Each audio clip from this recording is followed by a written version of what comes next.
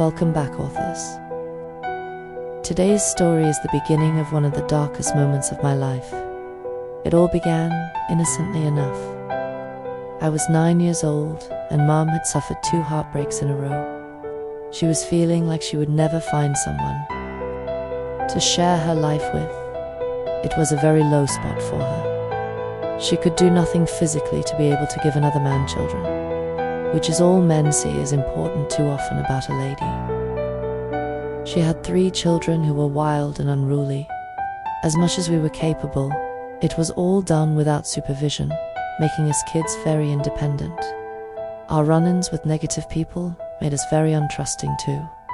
Any man looking to enter our family would have to want to be there, which in those days, as it is today, was rare. Unless the man desired an easily controlled situation to take advantage of. Steve was such a man. Mum met Steve through mutual friends, and a whirlwind romance began. Within months, Mom was doing everything based on how to spend more time with him. At first, I was happy for her. She began to smile every single day from waking up until she ended the day reading in bed. I got to see her beautiful smile, which had been missing so much from our lives. The first time I got to meet him was because Mum had to cancel plans. We had to go with her to his home to deliver the message. I believe it was not necessary for us kids to be with her. I think she intended to make the introductions that day, but this is all assumption on my part. The first time I saw him, he was handsome. Gorgeous blue eyes, jet black hair, a strong jawline, and decently built. He was shorter than Mum, which was common. My mother was over 6 foot tall, but standing side by side, they made a fetching couple. I was excited to meet him.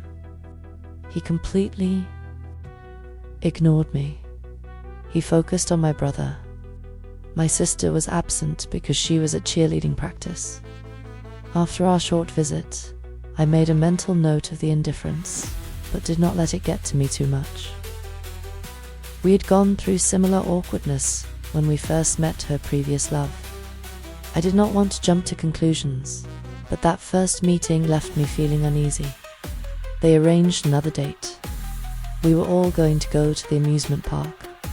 We hardly ever got to go there, so my excitement overruled my insecurities about him. The day at the park began well. We filed into the park, and Steve bought tickets for the games for all of us. Everything went well for a while. We all excitedly rode rides, creating a circuit for us to follow, to try to get them all in on our visit. Until we got to the minicars. There was only room for 2 people per car, so my sister and brother, then Mom and Steve got into cars, and I was told I could not ride. It upset me. I was 9 and threw a little tantrum. This was enough to get me denied any tickets for the games. I was so mad. I was not allowed to ride a few more rides after lunch, and I began to resent them all. It was hot in the summer midday sun, just waiting for them to finish riding the rides. Mum did me a favor and rode a few rides just for me to get to ride. Even the spider, which she was terrified of. Every single time she did though, Steve would take off with my sister and brother, forcing Mum to have to hunt them down. Mom chose to stop riding with me at this point, because Steve made it clear he was not there for that, and if she wanted his attention, she would follow him. On the way out of the park, my brother and sister were given the remainder of the tickets to play the games. I was given everything they had been carrying, so their hands were free to play. Everyone else was having a great time, laughing and playing as I stood there watching their things. After a while, I began to look at the little shops on the avenue out of the park. Mum saw me looking at a handheld glass barometer shaped like a swan. They were filled with bright-colored liquids that would climb up the bird's neck when you held it in your hand from the heat transfer. She smiled and told me I got to pick one for being so good, despite not getting to do much. I was so excited. It was so special. Not long after this, we all joined the lines, exiting the park for the day. My sister and brother had to go potty, so Mum and them exited the line, leaving me with Steve. As we got to the exit, Steve noticed my swan. He asked if he could see it as we stood outside the gates waiting. I had no reason to not let him look at it, so I handed it to him without much trust, saying, "Be careful, it is breakable." He smiled and gently took the swan in his hand and watched the liquid rise up its neck. "This is beautiful. How much was it?" he asked me. I began to tell him how much it cost, and he closed his fist, snapping the swan's neck. I stopped talking mid-sentence, crying out, "Why did you do that?" Just as Mom and the kids were rejoining us, I started crying. I sobbed so hard you couldn't understand my words, and this is when Steve took over. "It was a flawed piece. These cheap trinkets are such crap," was all he said as he tossed what was left of my swan into the trash. I tried to explain to Mum again, but Steve said "not this again" under his breath and began to walk away with my siblings as he playfully bantered with them. Mum angrily told me I was ruining the day with my display as she spanked my ass and shooed me towards the cars. I sat silent the entire hour ride home. My siblings were chattering amongst themselves, and Mum sat listening to Steve as he said all those wonderful things he would say to her that made her glow and smile. I did not understand what had just happened all day. I just knew it wasn't right. Once we got home, we unpacked the car, then Steve started to play with his kids in the front yard as Mum made dinner. We played tag, and I was always it. As soon as I caught one of them, he changed the type of tag we were playing. Always. With me being it.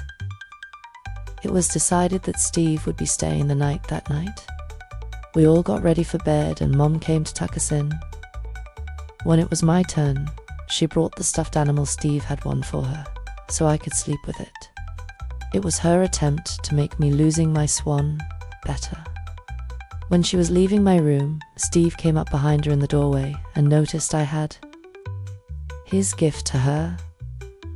He pushed past her towards me and grabbed it out of my arms. "This is your gift. She will just ruin it," he told my mum, handing it to her. I just grabbed my Snoopy dog and rolled over so my back was facing them. I heard him sweet talking my mum as they closed my bedroom door. Those things that made her feel loved and special. That irresistible drug for someone who thought nobody would ever desire her again. I fell asleep feeling violated, but I couldn't say exactly why. In the morning, we were told that Steve and Mum were getting married. I was stunned. It was so fast. He had only been seeing her for a couple months, and we had just met him. I did not trust him, with good cause. He had shown me nothing but contempt since I met him. After he left that day, I asked Mum about the things he had done to me. She told me that he had warned her that I was going to try to cause problems between them. I saw my mother disappear before my eyes, as she found every excuse he gave her to ignore the reality I was telling her. It did not register how bad my situation was at this moment. I just noted it.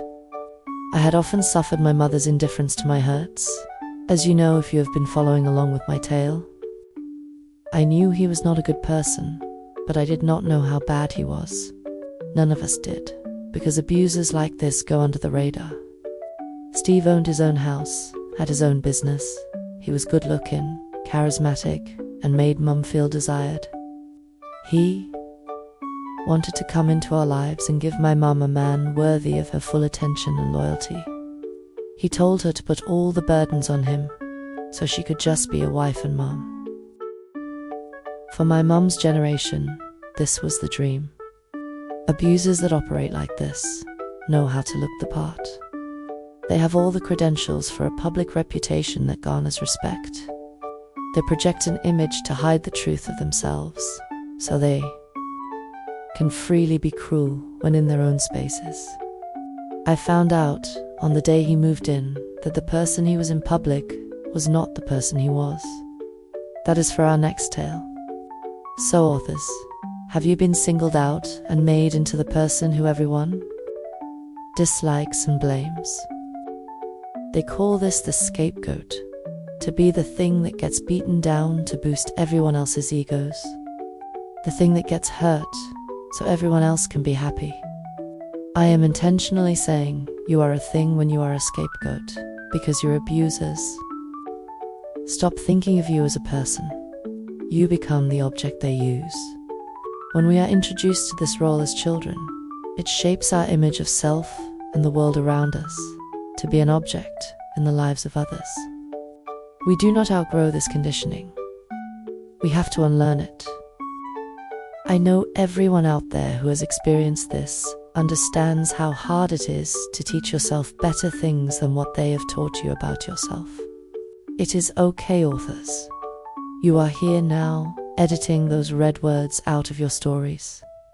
We are taking back who we are from the words of people who did not care about us. It was never our faults that someone else abused us to create stories that made them great and us the problems. The people who do these things are vile. They make choices to hurt others. They know exactly what they are doing. It is selfishness and cruelty for personal gain. We authors have never been the cause, just the objects to focus such hate onto.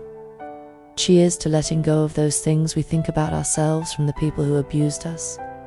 It feels wonderful to be you, without all the baggage we have been carrying from people who don't even deserve our acknowledgement. Have fun editing, authors.